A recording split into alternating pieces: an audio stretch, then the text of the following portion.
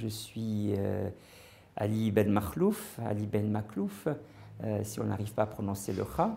Je suis professeur de philosophie à l'Université de Paris-Est Créteil, membre senior de l'Institut universitaire de France et membre correspondant de l'Académie nationale de pharmacie. Mes recherches ont porté beaucoup sur la logique pendant longtemps, l'histoire de la logique arabe, dont Averroès bien sûr, et maintenant je m'oriente beaucoup vers les sciences de la vie et de la santé depuis une dizaine d'années. Et dans ces sciences de la vie et de la santé, j'ai encore rencontré les philosophes arabes parce que, comme vous le savez, ils étaient médecins et logiciens, médecins et philosophes. Et donc, j'ai commencé par la logique, je suis maintenant à la médecine. Mais finalement, je ne sais pas si c'est un inconscient qui marche si fort, mais dans les sciences, dans la philosophie des sciences que je représente, si vous voulez, ce sont ces deux grands pôles qui m'ont préoccupé, qui me préoccupent, sur lesquels je publie, la logique, al-mantiq, et ilm siha, la santé, la médecine.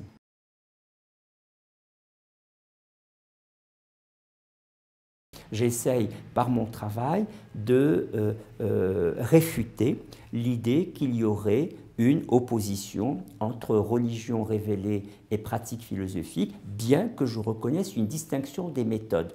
Laquelle?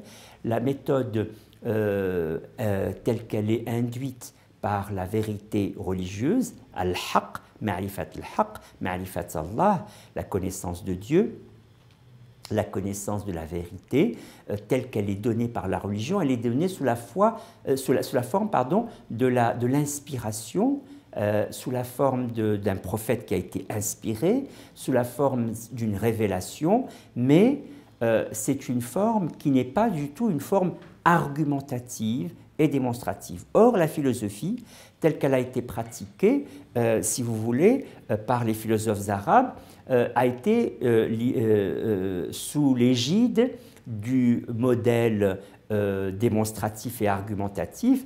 L'expression d'Al-Kindi au IXe siècle, c'est al-hujaj wal-barahin, donner les raisons et les démonstrations.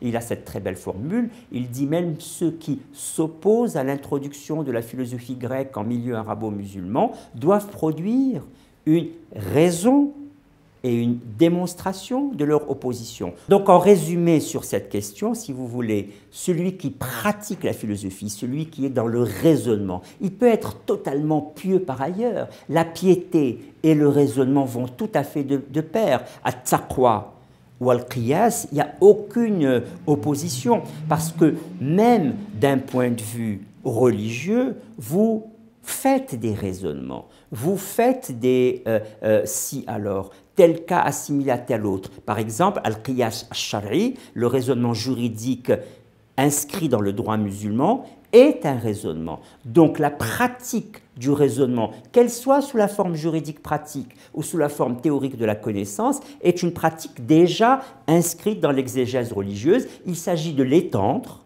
à la pratique philosophique en général, c'est-à-dire la pratique qui va dans le domaine de la physique, de la métaphysique et pas simplement du droit.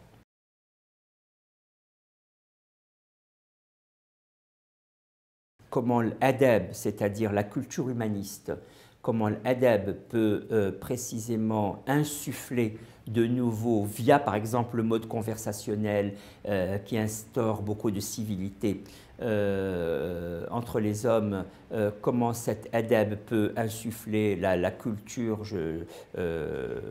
tout simplement, la culture à laquelle nous participons tous les jours. Et d'abord, si vous voulez, pour faire circuler dans la cité des noms propres qu'on ne connaît pas. Al-Jahid, Ibn Qutayba, Al-Tawhidi qui a écrit un ouvrage, Al-Imta' wal-Mu'anasa, Plaisir et convivialité, qui est traduit en français. Eh bien, plus vous citerez le plaisir et convivialité, les gens vont dire tiens, c'est intéressant d'avoir mis ensemble le plaisir et la convivialité. Souvent, le plaisir est associé à d'autres pratiques, etc. Et de proche en proche, aller apprendre cela.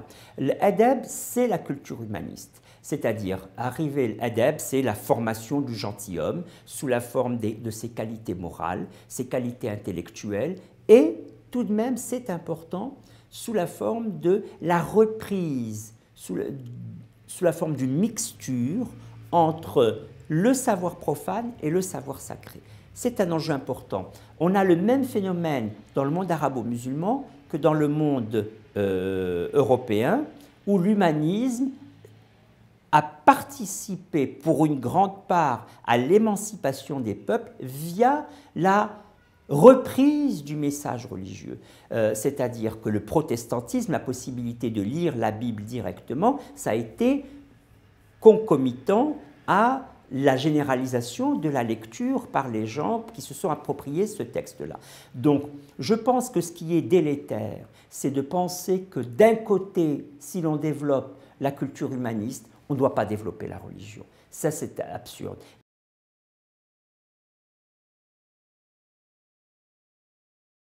Il faut pleinement respecter la piété des gens, pleinement respecter la manière qu'ont les gens de se déterminer à avoir une foi et simplement, comme le dit la Déclaration universelle des droits de l'homme, avoir la foi non seulement en Dieu, mais aussi dans les droits fondamentaux.